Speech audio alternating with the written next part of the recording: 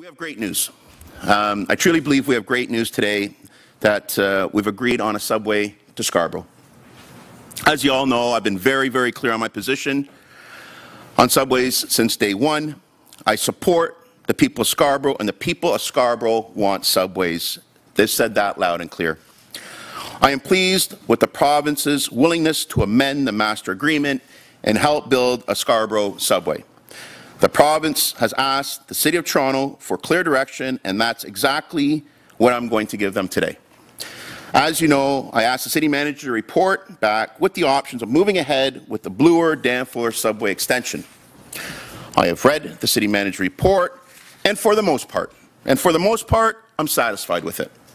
However, the City Manager needs time to come up with a more detailed financing plan. As he develops this financing plan, I've asked the City Manager to take every possible step to minimize the burden on the Toronto taxpayers. Folks, for this subway to be built,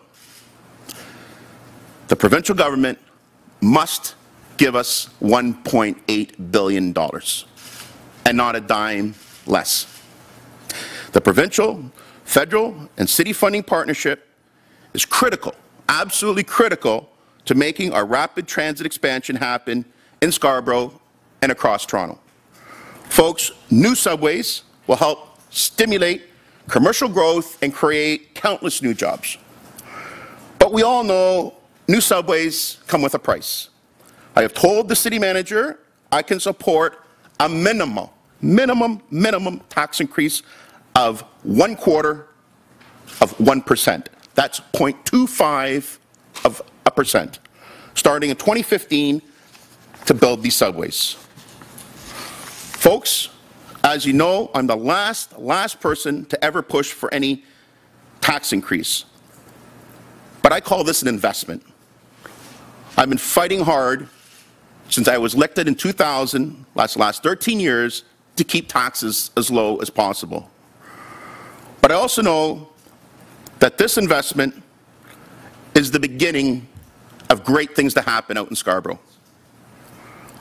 This investment will help stimulate our economy and attract new companies and create good-paying jobs. It will help us ease gridlock and bring jobs, growth, prosperity to this great city. Folks, the time to act is now. The cost of any further delays will be too great. On July 16th, City Council will decide what kind of transit to be built in Toronto for the next 10 years. Do we want subways to go to Scarborough, or don't we?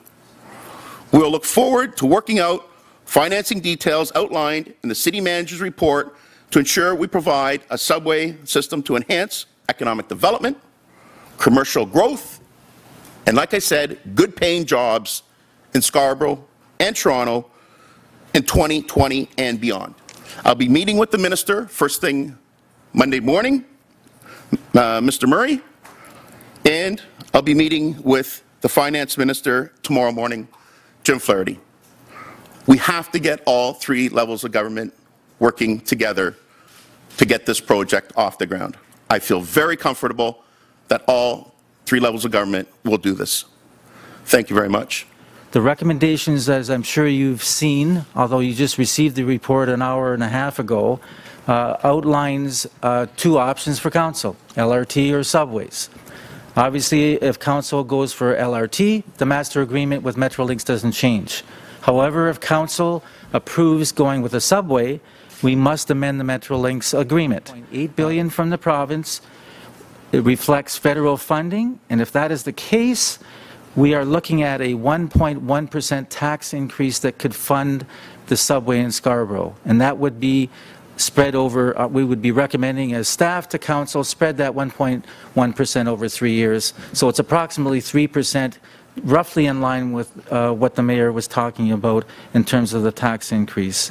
The final piece that I think you should have a look at is page 17 of the report, that at a very high level gives the pros and cons of LRT and subways. On the LRT, the benefits are a little bit greater geographic coverage, there are more stations, and it's a lower cost. On the subway side, obviously a higher speed, higher quality service, higher ridership, and a little better flow, obviously, from Blue Earth Danforth right through to Scarborough.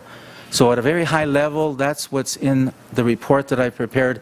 And I want to say, in conjunction with Andy Byford, the TTC CEO, we've worked hand in glove in terms of this report to ensure that all of our needs from a transportation planning perspective, from the city side as well as the TTC side, are met and outlined in the report. So we both have signed off on this report.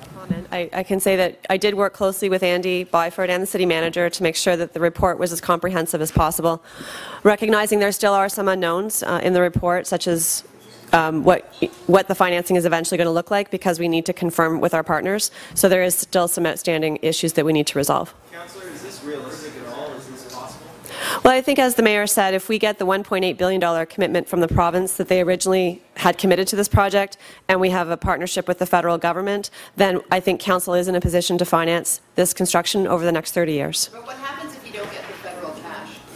Yeah, then the city council can still finance it, but it wouldn't be at the property tax increase that the mayor alluded to. How much would it be?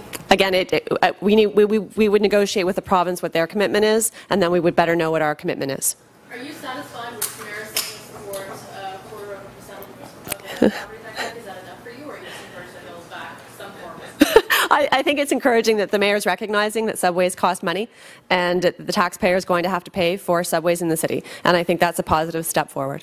Yeah, well, I think we do have a real opportunity with this project if council approves it, because it will be considered a new project.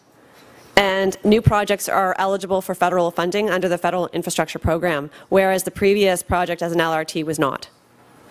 And so if we do approve it, then we are in a much better position to access federal funds. And we also did, and just before your next question, we have a model in place already with federal contribution through the extension of the Young University Spadina line.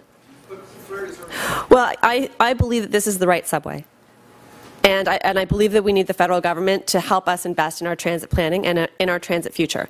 So I believe this is, if it is a new project and it is eligible for federal funds, which I believe it is, then I do believe the federal government should come to the table. At $5 a household, they said they can afford it. So I want the federal government to get on board. I'm going to be having that conversation with Minister Flaherty tomorrow morning. I need the province to stick to the $1.8 billion, or the deal's dead. I'm not here to play games. We have to get this going. They've always said, you know, put some skin in the game. Our skin's in the game now.